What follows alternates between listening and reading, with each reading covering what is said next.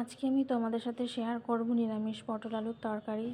তো আমি এখানে দেখো পটল আলু কেটে ধুয়ে রেখে দিয়েছি। নিয়েছি 5-6টা মতো কাঁচা লঙ্কা, আদা আর টমেটো। তো আমার এখানে কড়া গরম হয়ে গেছে।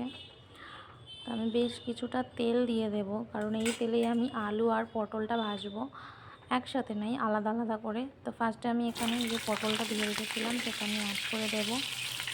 তো পটলটা ভাজা হয়ে গেলে আমি তুলে নেব, তারপরে আলুটা ভাজবো ওই একই তেলের মধ্যে, আলাদা করে আমি আর কোনো তেল দেব না। আর ওখানে আমি একটা আলাদা করে একটা মশলা পেস্ট আমি রেডি করব। তো সেখানে আমি অ্যাড করব 2 চামচ জিরে গুঁড়ো, 2 চামচ হলুদ গুঁড়ো, 2 চামচ ধনে গুঁড়ো আর স্বাদ মতো লবণ। কারণ আমি যখন পটলের আলুটা ভাজবো তখন আমি অল্প পরিমাণ লবণ দিয়েই থাকবো, তাই সেই অনুযায়ী আমি লবণটা পেস্টে অ্যাড করব। আর দিয়ে দেবো সামান্য পরিমাণ চিনি, তোমরা চিনিটা স্কিপ করতে পারো।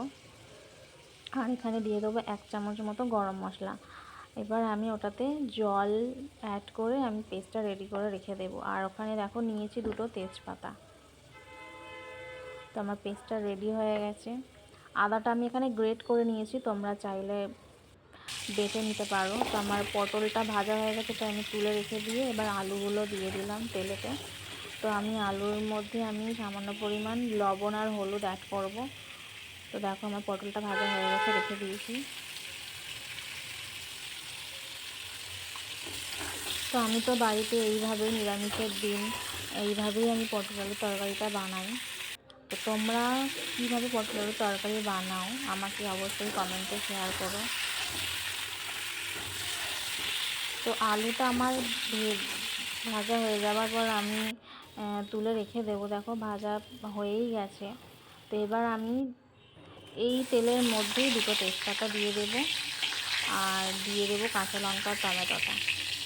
তো কাঁচা লঙ্কা টমেটোটা আমার ভাজা হয়ে গেলে তারপরে যে আমি পেস্টটা বানিয়ে রেখেছি সেই পেস্টটা আমি অ্যাড করে দেবো।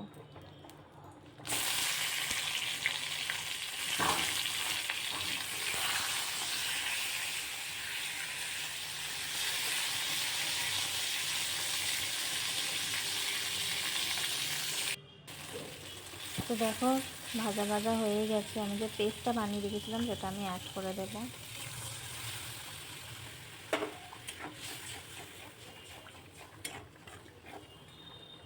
তো তোমরা এইভাবে অবশ্যই বাড়িতে একবার ট্রাই করে দেখো, খুব একটা খারাপ খেতে লাগে না, ভালোই লাগে। পটল আলুর তরকারিটা যেমন ভাতের সাথেও ভালো লাগে, তেমন রুটি পরোটার সাথেও এটা ভালো লাগে খেতে। তো দেখো আমাদের মশলাটা কষানো হয়ে গেছে। তো আমি ভেজে রাখা পটল আর আলুটা অ্যাড করে দেব, দিয়ে আমি খানিকক্ষণ একটু মশলাটা আলু পটলের সাথে নেড়ে চেড়ে মাখিয়ে নেব। তারপর আমি জল অ্যাড করব, পরিমাণ মতো জল অ্যাড করব। তারপরে আমি ঢাকা দিয়ে দেবো। তো যেহেতু ভেজে রেখেছিলাম সেহেতু বেশিক্ষণ আমার ঢাকা দিয়ে রাখার প্রয়োজন পড়বে না, খুব তাড়াতাড়ি সেদ্ধ হয়ে যাবে। আর আমি এখানে ফার্স্টেই পেস্টের সাথে গরম মশলা অ্যাড করে দিয়েছিলাম, তোমরা চাইলে পরেও গরম মশলাটা অ্যাড করতে পারো।